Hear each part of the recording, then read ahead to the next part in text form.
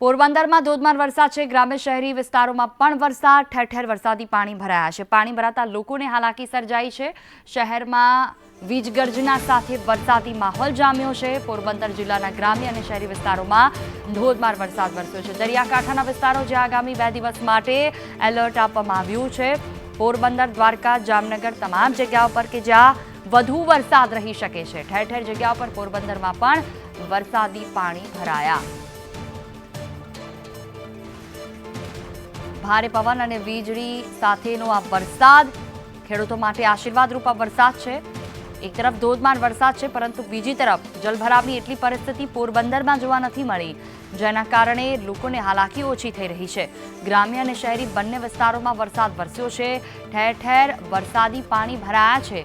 ગ્રામ્ય વિસ્તારોની વાત કરીએ જ્યાં વરસાદી પાણી ભરાયા। શહેરી વિસ્તારોમાં વધુ વરસાદને કારણે વાતાવરણમાં ઠંડક।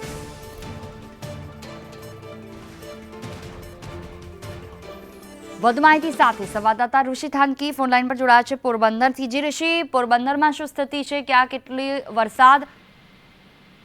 જી જુઈ, વાત કરવામાં આવે તો સવારથી જ વરસાદી માહોલ જેવું પોરબંદરમાં વાતાવરણ છવાઈ ગયું હતું। ત્યારે ઘેડ પંથક અને જે બરડા વિસ્તાર છે ત્યાં ધીમી ધારે વરસાદનું આગમન થયું હતું। બાદમાં પોરબંદર જે શહેર છે, શહેરમાં વીજ ગર્જના સાથે મેઘરાજાનું જબરજસ્ત આગમન થયું હતું અને જે મુખ્ય માર્ગો છે ત્યાં પાણી ભરાવાથી અનેક વાહનો છે તે બંધ પડી ગયા હતા અને જે પ્રી મોન્સૂન કામગીરી છે નગરપાલિકાની, એ જે દર વર્ષની જેમ આ વખતે પણ નિષ્ફળ ગઈ હોય તેવા દ્રશ્યો જોવા મળ્યા હતા।